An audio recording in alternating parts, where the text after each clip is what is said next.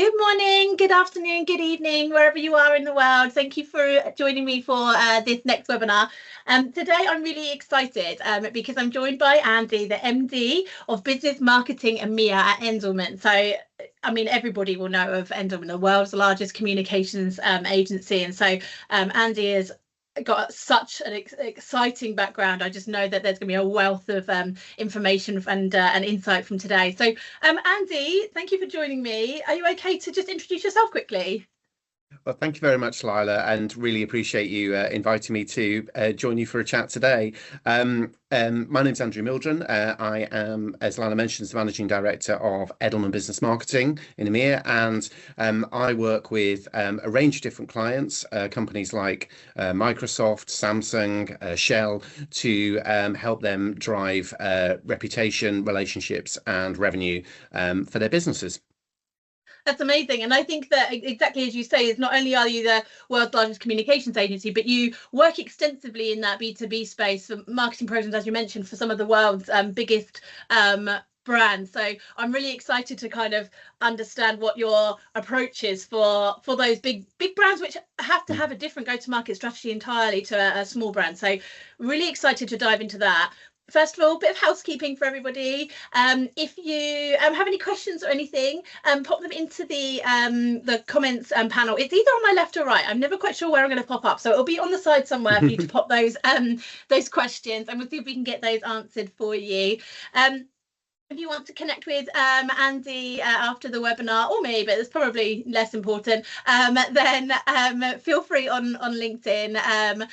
He's available on LinkedIn. And then also, just as a reminder, I'm going to pop a poll up on the screen that today we'll be talking a little bit about website visitor identification. Lead Forensics is the world's #1 in website visitor identification, and we would like to offer you a free trial, a free opportunity to see who's visiting your website today.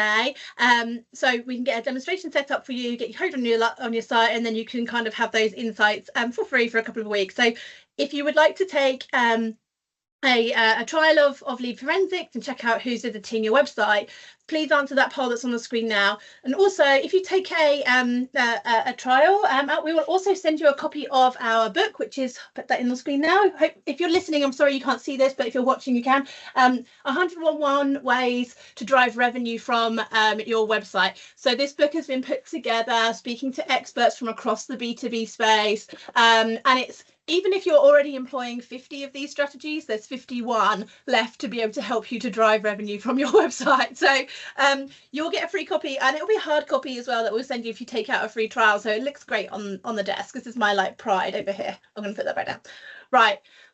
We're going to just take that poll down now. And Andy, I'll hand over to you just to look back on that question about, you know, how can you share anything about how you guys go about executing kind of B2B marketing for those huge brands?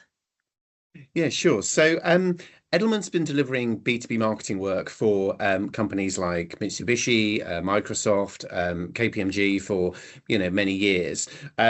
But actually by revenue and headcount, B2B marketing has ranked as the #1 B2B agency over the last 4 years. But last year in 2023, we decided we would formalise that, and we created Edelman Business Marketing, and that brought together all of our brilliant B2Bers around the world, and I'm lucky enough to be leading that business in EMEA. I think there's a number of reasons why we've been successful with working with our clients. I think the first one is, we know that business buying cycles are long. It's often, 2 to 5 years, depending on, which sector you're thinking about. And so companies really need to find ways to remain front of mind, to be relevant, to be continually demonstrating the value and the brain power that they can bring for their customers. And our heritage as a PR agency means that we're very used to finding the externally relevant angles, thinking about, what the story is from a journalistic point of view, rather than necessarily just kind of pushing out, the information that a company wants to talk about. I think there's also a lot of great research out there from organizations like the B2B Institute, Kantar, which emphasize the importance of brand when it comes to driving demand in B2B. And building brands has been at the heart of our business for 70 years. And so, we can bring all of that accumulated experience to kind of helping companies from a B2B point of view. Another factor that I think is important is trust. We see trust as the currency of business. It's what ensures that you get invited to bid or tender more often. It's what helps you close deals. It's what helps you cross and upsell products and services. And actually, it also is what helps you, be able to charge more of a premium for your services. And so I know we're going to talk about this a little bit more in a few minutes, but, certainly, when I talk to other marketing leaders, often those are, things that are kind of high on their priority list. And we see trust as kind of the crux of how you tackle that. Yeah, absolutely. And then I think the final piece is, we find that, a lot of business leaders are, there is a tsunami of information out there. A lot of the people that, B2B marketers are trying to reach are, busy, time poor. And, so really, you've got to earn the right to their attention, whether that's through, new data, different perspectives, something surprising or different or unexpected. And yes, obviously you can, buy attention through, media buying and through, performance marketing. And obviously that's a powerful tool. But if you're also earning that attention and creating something that people genuinely want to share and talk about, it's going to mean that also your efforts around targeting and kind of performance are going to be a lot more effective. So I think those are sort of some of the factors that we tend to think about when we're working with those brands and trying to think about, how we can help them with their B2B marketing strategies.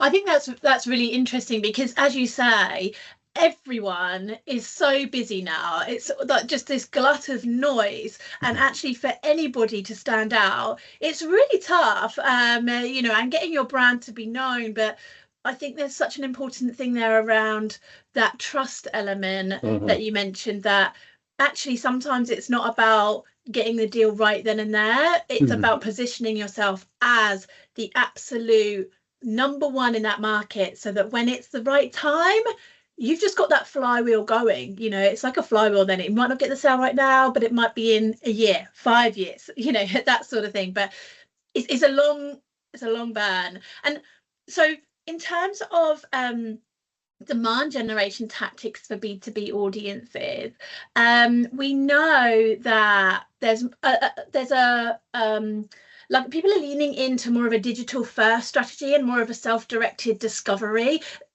Like they kind of want to do their own fact finding, that sort of thing. So how can companies kind of benefit from that and adapt their demand gen to audiences who prefer that kind of path? Yeah, absolutely. We're certainly seeing that with clients. According to Forrester research, 74% of B2B buyers complete more than half of their research before they even contact a salesperson. And so, Wow. by the time a company issues a tender or contacts a sales representative, chances are they've already got a pretty good perception of the companies that they're approaching.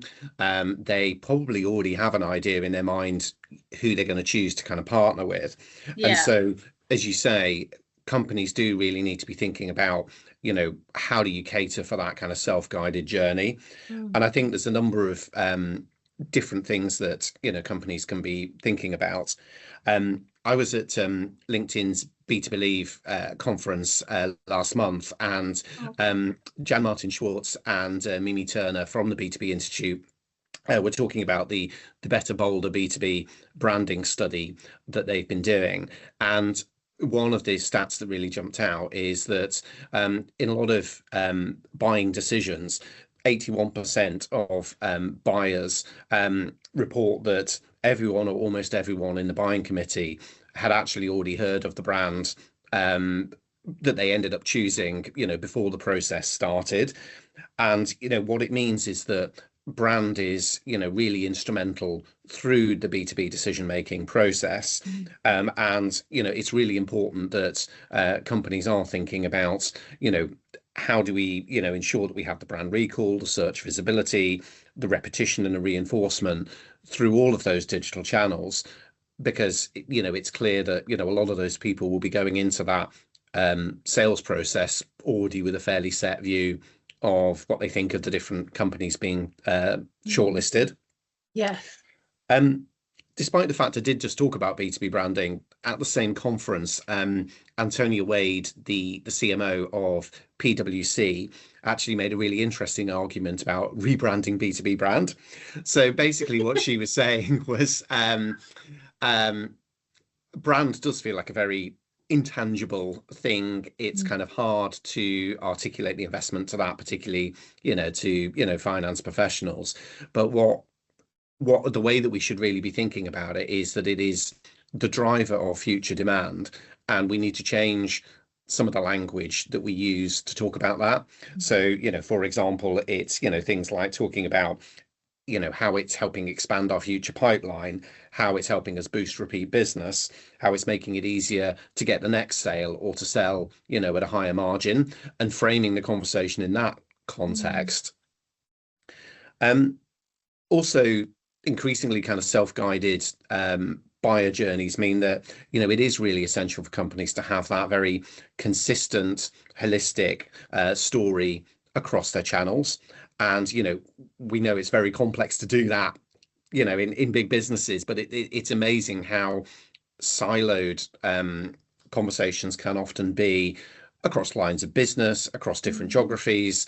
And, it is key that, if people aren't doing that self-guided journey, that, there is the consistency between what they read on when they land on your website, what they might see in an online news article, what they may see when a digital ad pops up. So that piece around the consistent storytelling is key. And when you look at, companies like Microsoft, like IBM, like Maersk, they do this incredibly well. They're just really good at the consistency, the clarity, the focus of the story. The other fact around that is obviously wonderful services like lead forensics. But I think, if you're in a situation where so much of the journey is self-guided, almost you don't know what you don't know. Having tools where you're able to kind of identify who is visiting the website, intent tools where you can understand what topics or what companies might be really focusing on a particular topic. Those tools are invaluable because those businesses may not be getting in touch with you to say that they're looking for a partner, but you need to have the access to those kind of tools to help you do that.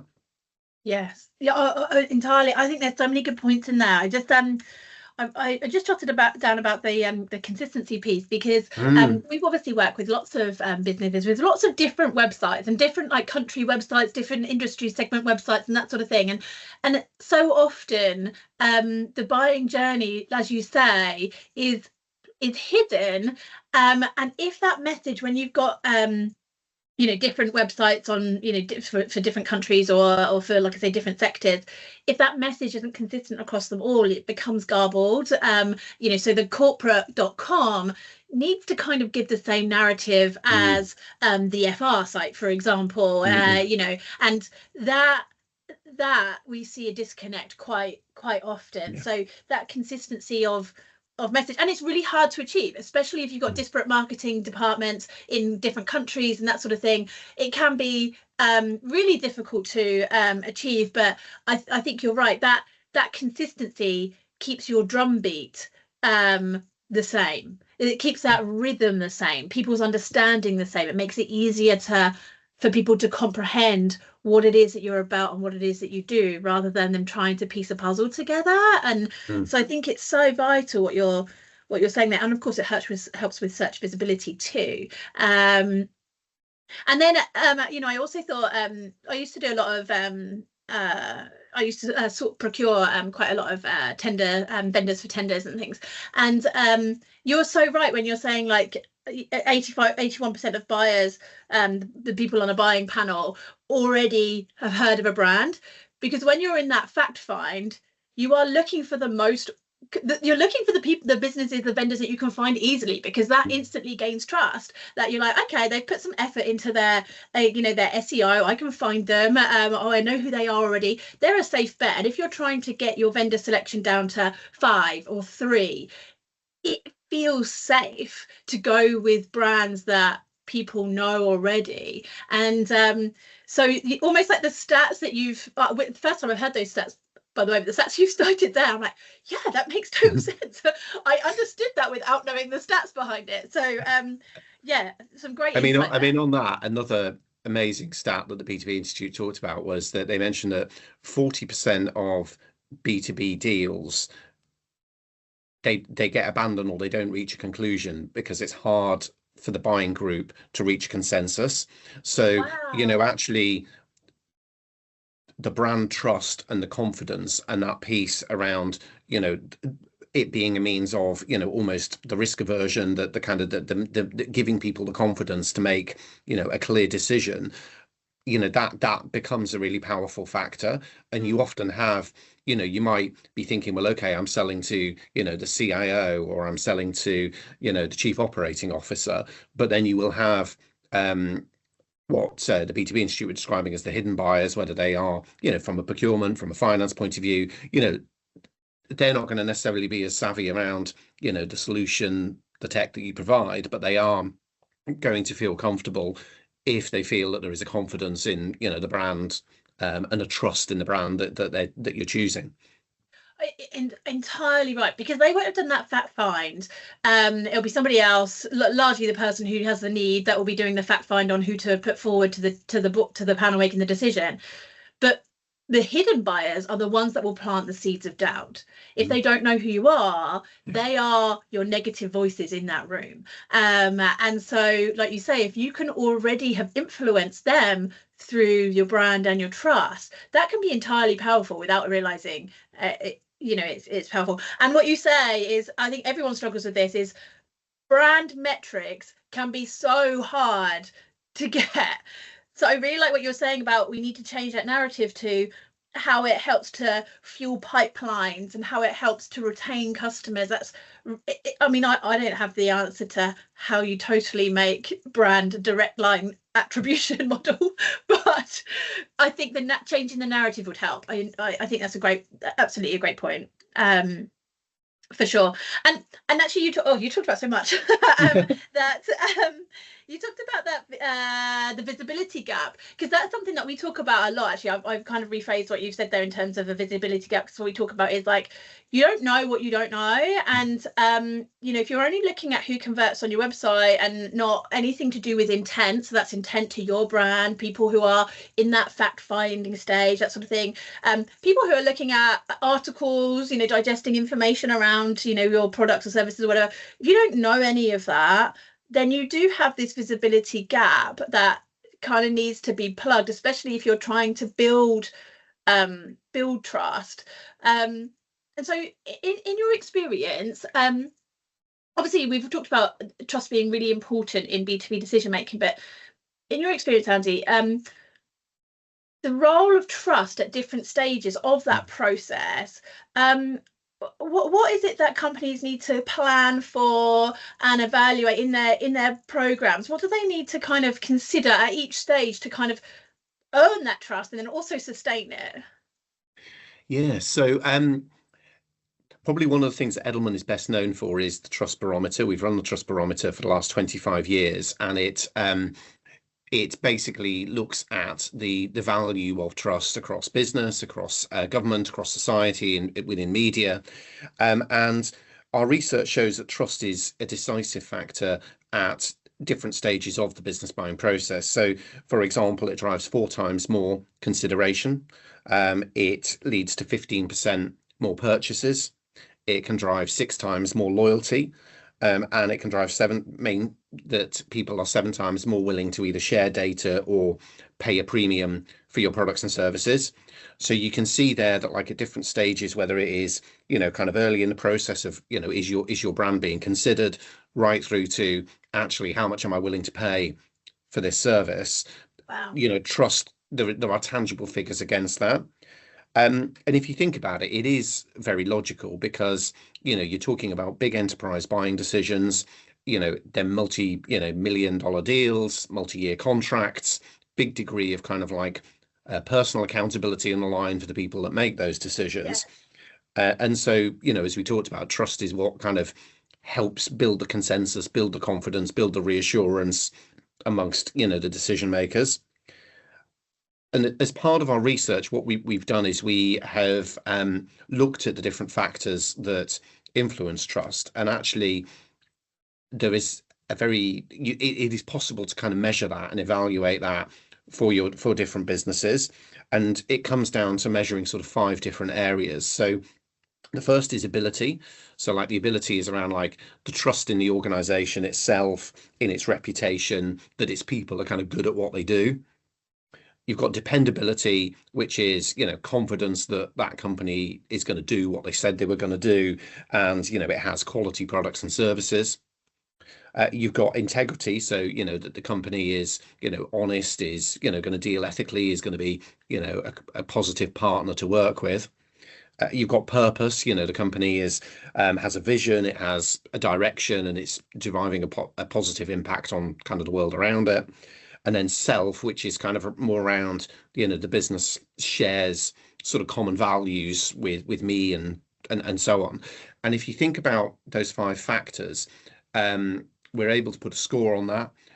You can benchmark that against, business at large, peer groups, competitors, and then it gives you a means of then thinking, well, okay, if I'm scoring very high on dependability, but perhaps, I'm having less impact on purpose, actually what that means in our marketing is that we need to, dial up more of the vision, the direction, how is this going to reshape our industry? Conversely, it might be more, around the ability. So then it becomes, more of a reputational piece. And it does provide both a way of quantifying that, but also a lens for thinking about, well, actually what topics and what content should we be focusing on? So I think that, can be, a good way of being able to actually kind of measure and put some numbers against that. Mhm. Absolutely. And I think what you mentioned there is which I mean that was personal accountability, because B2B is ultimately driven by people, right? Driven by humans. And I think this probably your background in obviously being the world's largest communication agency stands you in good stead for kind of just having that people first mindset moving into B2B. Is you were not selling you might be selling to the business, but the person who's making the decision is a person. And exactly as you say, they've got their own motivators, their own challenges, their own drivers, their own risks. And actually, those decisions that are being made are absolutely rooted in personal accountability and their accountability to the business that puts their trust in them. So their decision is absolutely personal. So that trust is so vital. And I think, like you say, any business looking to build their trust needs to build their trust for their personas and their people as much as the ICPs. It's the ICP, but it's also the people behind that too. I just think that's so that's so insightful to actually think about it from a personal accountability perspective. It's meaningful for the people making those decisions, especially if they're buying multi-million-pound contracts, multi-year contracts. There's a lot on the table for them, and I think oftentimes that's overlooked. So I think that was a really pertinent point that you mentioned there. And also, I mean, like, if you think about it, like, I mean, probably a lot of things that people are doing in business are bloody complicated. It's difficult, it's complex. There will be challenges. Things may work, they won't work. You've got to have that trust in the person that you're going to be working with, and the kind of the confidence that, hey, look, I think they're going to be a good person to kind of back me up, to help me solve these things, to make me look good to my boss. Actually, a lot of it does come down to that. It's kind of like almost like like a job interview, isn't it? You've got to get a rapport and an affinity with, I don't know, like someone who's hiring you, and also if you're hiring somebody, it's got to be there. And it's the same in contractual decision making within business. Like there has to be an affinity and a trust and a rapport built to know that the relationship's going to work. And so not forgetting that it's people at the heart of it, and you're not just selling to an ICP, you're selling to the people behind that ICP, I think is really important. I jotted down those 5 key points there: the ability, the dependability, the integrity, the purpose, and the self. Because I think even if that's just an analysis on the wall, those, you know, do we meet those 5 key things? Like you say, you've got a scoring mechanism for that. I think it's a great place to start. So I'll say that again. Should I say that again? Andy, you'll probably say it better than me. Say those 5 key points again, just in case I misread those. So ability, trust in the organisation and its reputation. Dependability, the confidence that the company's going to do what they promise they're going to do, and it's got the quality products and services. Integrity, it's going to be ethical and good to deal with. Purpose, it has a vision and it's doing something constructive for the world. And then self, that the business reflects the same, you know, values and attributes that you do. Excellent, thank you. So everybody, rewind, pause, write down. Or transcribe, however techie you are. If you want to get a transcript on it, then that's fine. But those 5 things I think are just distilled down to what are actually the most important points. I think that's really great. Andy, I know that each year Edelman and LinkedIn jointly produce the Thought Leadership Impact Report. What can you tell us a little bit more about that study and the key learnings for demand generation? Yeah, so we've been working with LinkedIn on the Thought Leadership Impact Report for the last 6 years. And each year we speak to 3,500 sort of business leaders and B2B decision makers. Wow. Across 7 different markets and across a range of different industry sectors. And, you know, we ask them about, you know, their expectations around, you know, the content they consume, what they want to see, how good they think that content is. And also, you know, what impact do they feel that, you know, thought leadership and kind of quality business content has at different stages of the decision-making process. And a few of like the interesting findings from the latest study are B2B companies need to prompt out-of-market buyers to really rethink their business challenges. Obviously, if you're in the middle of a long-term contract, you're not going to be thinking about the features and benefits of, the next, partner you're going to work with. And so done well, thought leadership has a really strong impact on reshaping how people think about companies. 75% of global B2B buyers and C-suite leaders say that a particular piece of thought leadership content has prompted them to research, a different product or service. And then 60% have said that that content actually made them realize that they were missing out on a significant business opportunity. So there is a piece there around, how do you galvanize the action when, people may not, quite be ready to buy at this stage. Also interesting is that thought leadership and quality business content has a surprisingly strong influence on sales and pricing. So nearly 3/4 of buyers feel that thought leadership is a more trustworthy basis for judging a company's capabilities, how it will be to work with them, rather than, kind of core marketing materials. Yes. And then earning that trust amongst those buyers then does translate into action, because over half say that a company which consistently produces good quality thought leadership content, it's prompted them to go and research their capabilities. And then the other piece that I think stat which I really like is that you've got 60% that say that the thought leadership, so demonstrating like the quality of the thinking, the people that they're going to be working with, actually means that they are willing to pay a premium for that service. So there is an impact there on margin. Another piece that we've touched on a little bit is that there is a lot of thought leadership out there, and when it comes to quality, kind of good is no longer good enough. So actually, less than half of the respondents to our study said that they thought that the quality of the thought leadership they saw was good. In fact, only 15% said it was either very good or excellent. And what you really need to think about there is the highest quality content. When we asked about the factors that matter most, it's very much around strong new data. It's around providing a different perspective, an unorthodox perspective. Actually what you see is a lot of thought leadership tends to kind of aggregate the industry opinions that are already out there rather than necessarily bringing something different to the table. And then it is really important that it has the topicality, the cultural relevance to kind of what's going on in the world around it, and it has something that is driving an action or kind of making the audience kind of want to do something, interact with something, be part of a movement, and those kind of things really have an impact. And then the other bit that I think we found quite interesting is what we're calling offense is the best defense when it comes to thought leadership. So, if companies are, if it is a powerful tool for helping when decision makers are researching who to look for, the same is true if you're thinking about your competitors. So, actually, around half said that, looking at thought leadership had prompted them to look at other suppliers or other potential vendors.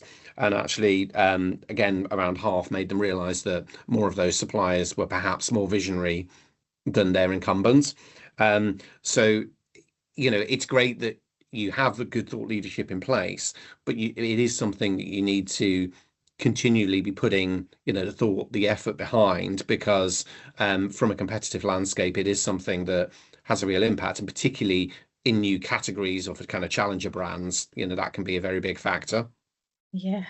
Yes, absolutely. And do you know what? It's interesting that you say is years ago, and I'm going back 20 years. I don't really want to say that, but 20 years. I worked a lot in I worked agency side actually with a number of high tech brands, and at that time it was white paper central, right? White paper central. You probably know the type that I'm talking about, like white cover with a title and a stock image chucked on the front, that sort of thing. And that was what was considered to be thought leadership at the time, was white papers, right? And then obviously we had like the content is king kind of movement come in, which was right, but I think it was often misguided because crappy content is not king. Yeah. And I think there's this absolute noise glut of content out there. A lot of it is just aggregating what other people have said just to be on the bandwagon. And so I think you're so right in that actually an alternative perspective is so refreshing, even if it encourages conversation, and even if you disagree with it, it's another perspective. It's quite nice to hear that, and especially if it's rooted in some sort of fact, insight, statistics, like something not just, I mean, maybe conflict for the sake of conflict, but largely because it's rooted in something and it's just a different approach. I think that's so right what you're saying about actually it needing to be good quality, not just content for content's sake, which I think we're in a bit of a problem with that at the minute, content for content's sake. Absolutely. And I think it's interesting, I mean, you've got AI tools which can be so valuable in terms of insights, in terms of kind of the content process, but equally it also makes it a damn sight easier to produce even more crap content, or there is a risk that it makes it easier to produce more bad content. So those tools are hugely valuable and hugely important, but it that whole piece around the stories, the personalities, the perspectives, that piece again around like the earning attention and finding the idea that really earns the attention, I think becomes even more important as more and more, as that accelerates more and more in people's businesses.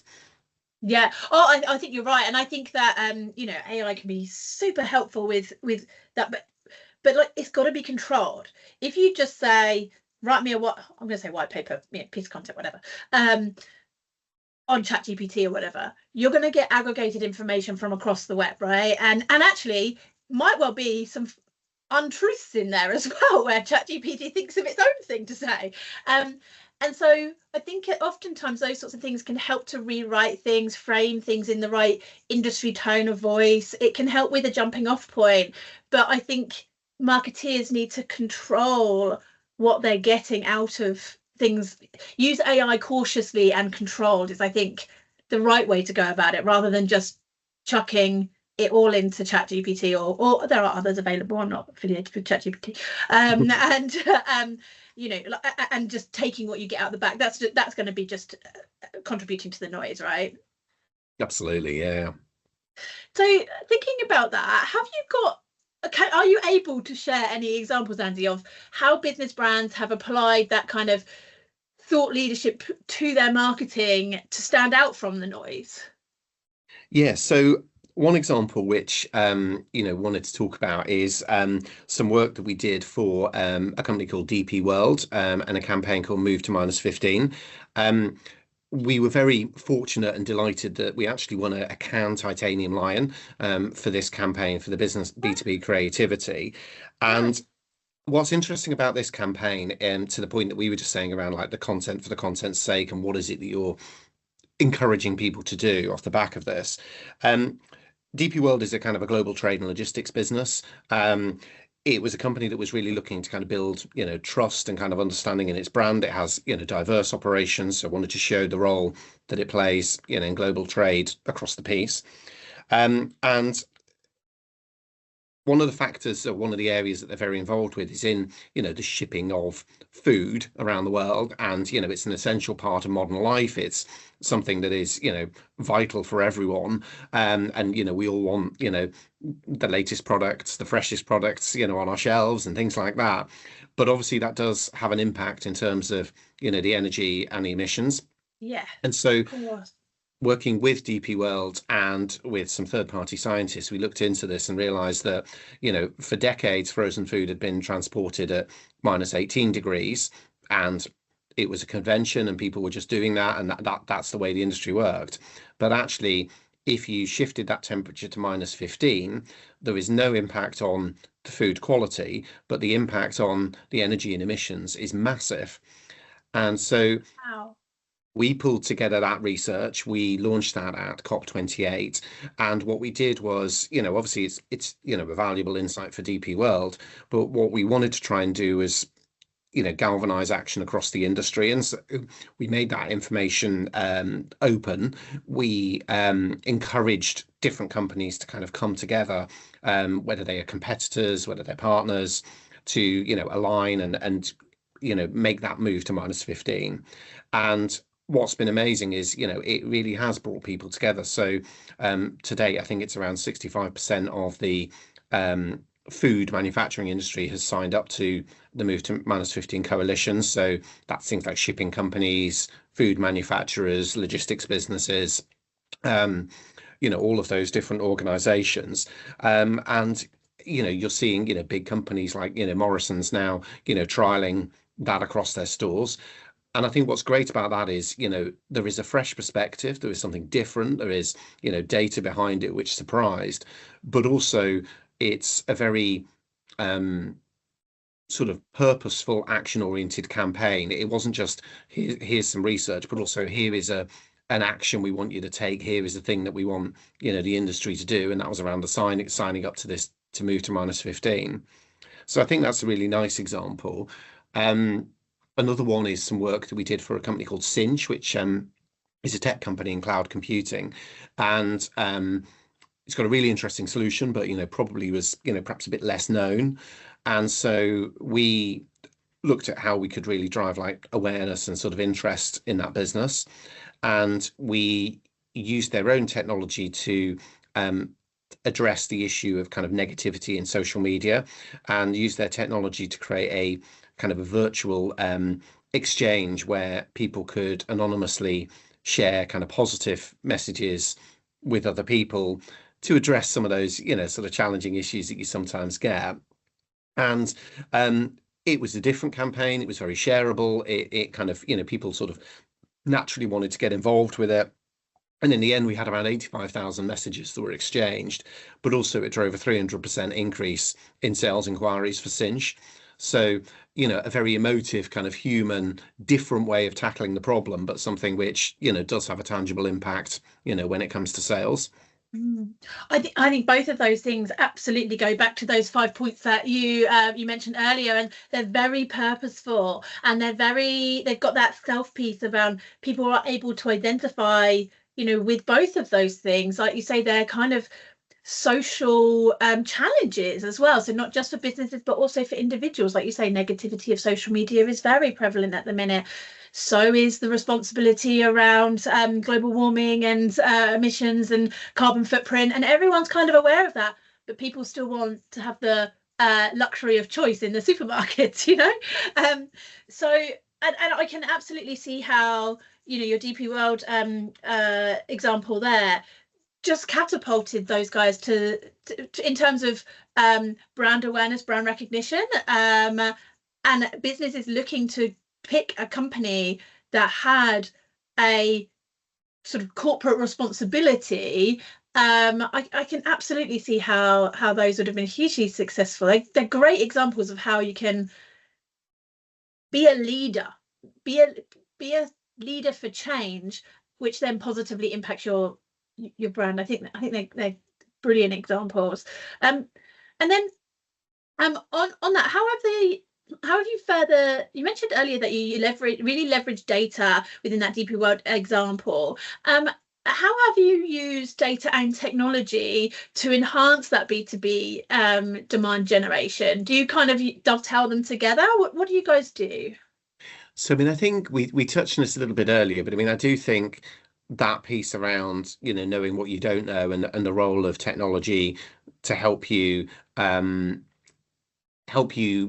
understand, actually which buyers might be interested, who might be, showing an interest. I think that is so valuable and so powerful in this day and age, just because, as you mentioned, so much of this journey is self-guided. And so I think that's one component.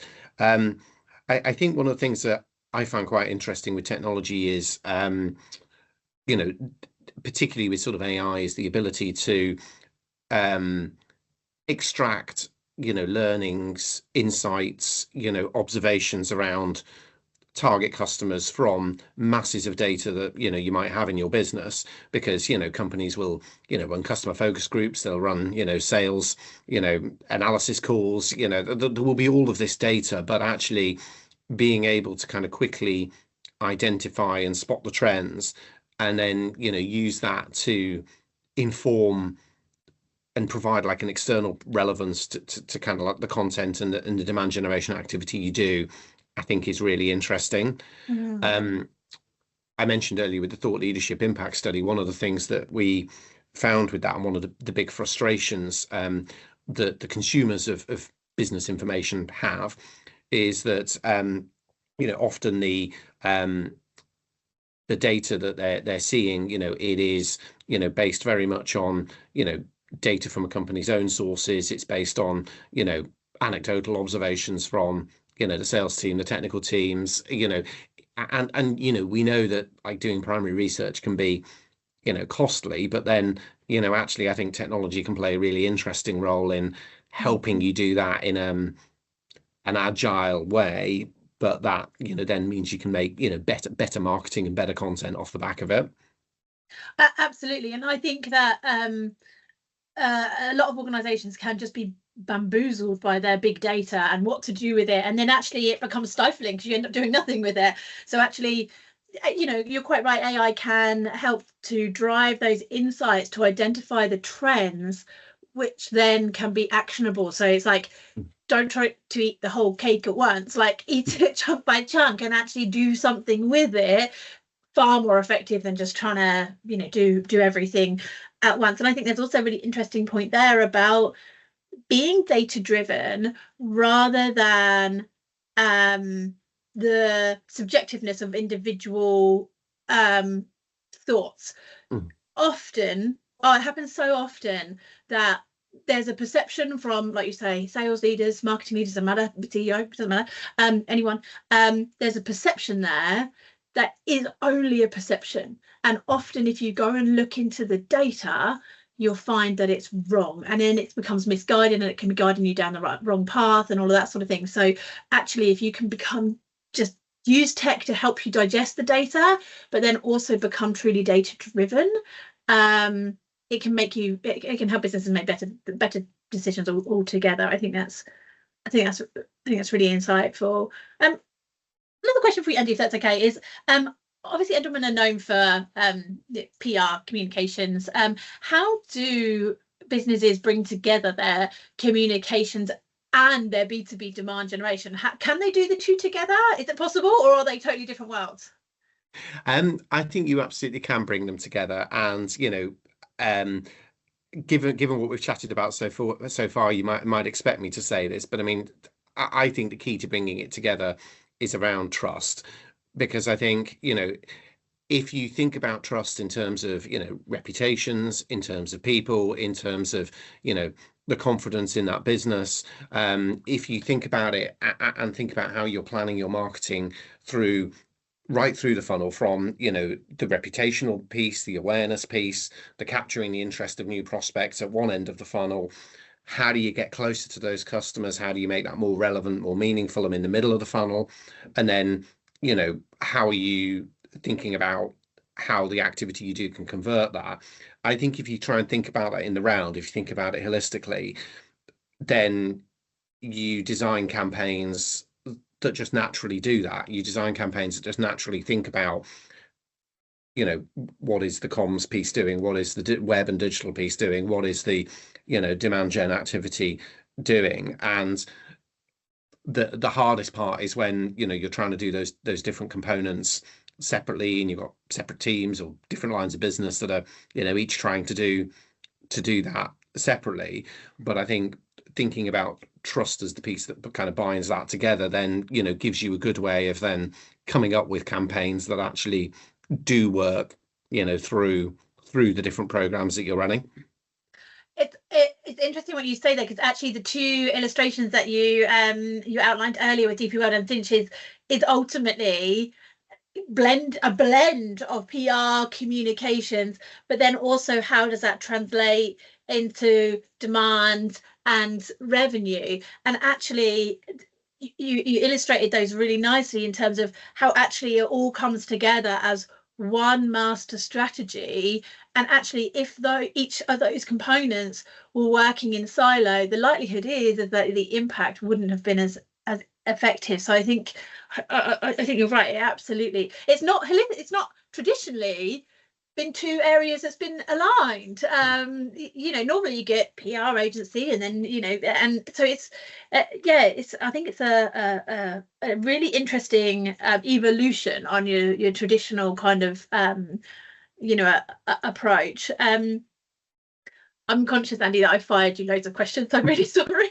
I've had what you've been saying has just been so fascinating to me. It's been brilliant. I just know that everybody listening would have gained so much value from it. What I'll do is I'll give you a little bit of break before I fire another question over. But I'll give you also some time to prep. So I don't know how you're going to do this, to be honest, but I've written 2 pages of notes.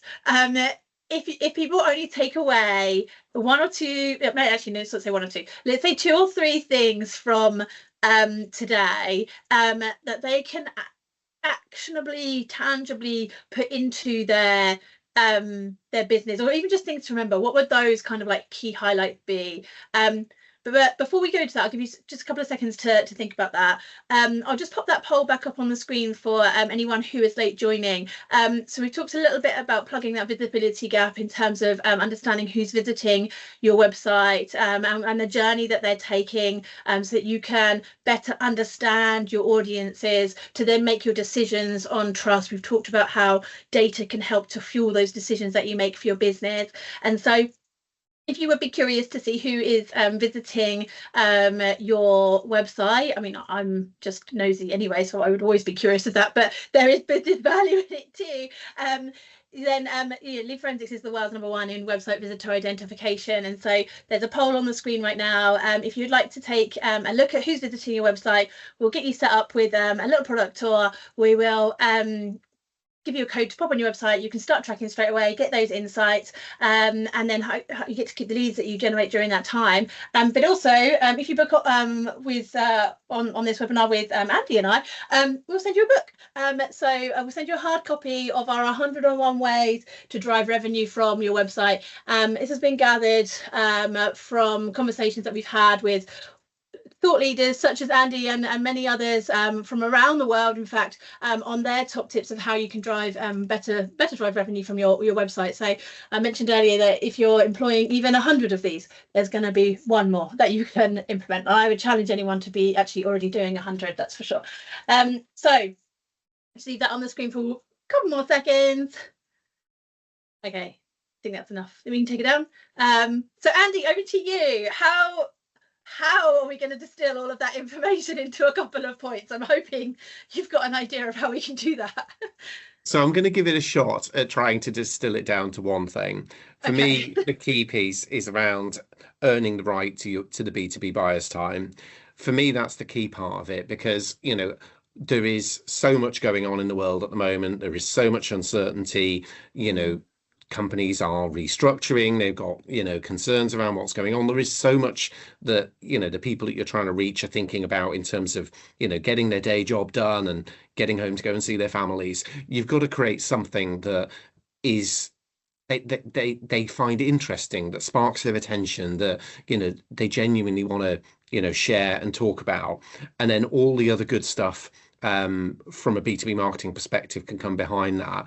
But if you're not doing that piece first, then, you know, I think it just becomes harder, or I think you've got to put almost more money into creating more content or running more campaigns, or, you know, more media spend to kind of hit that number. So really, for me, it does come down to earning that trust to drive demand.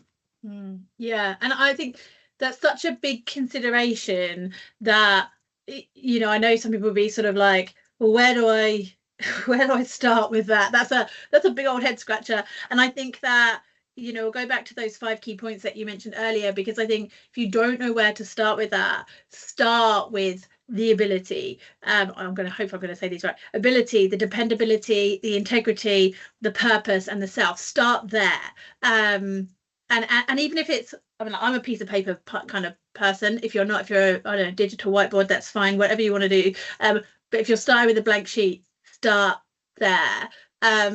Is that your perspective, Andy, or would you suggest something different to that?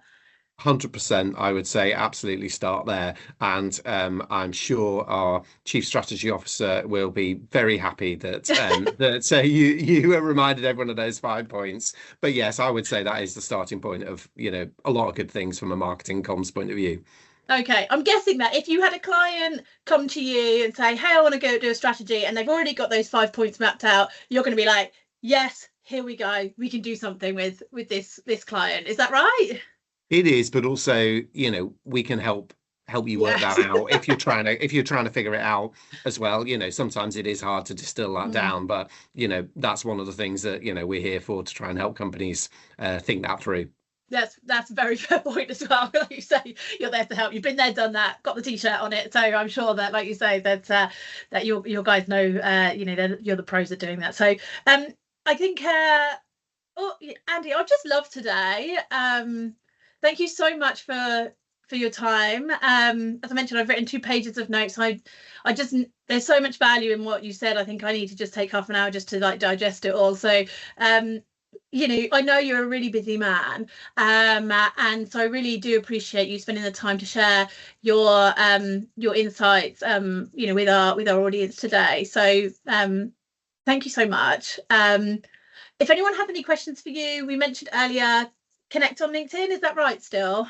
Yeah, definitely. Yeah, please get in touch. Always good to chat about these things. And, you know, thank you so much, Lila. It's been wonderful chatting to you. Really appreciate the chance to talk.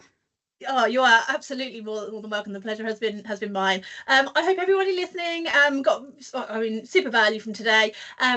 Please join us next time. We hold a webinar every couple of weeks, and I'm normally chatting with you know, some real thought leaders from across various different sectors and things. So but I hope you can join us next time. But otherwise, have a lovely rest of your day, whether it's evening, morning, or afternoon, and we'll speak to you again soon.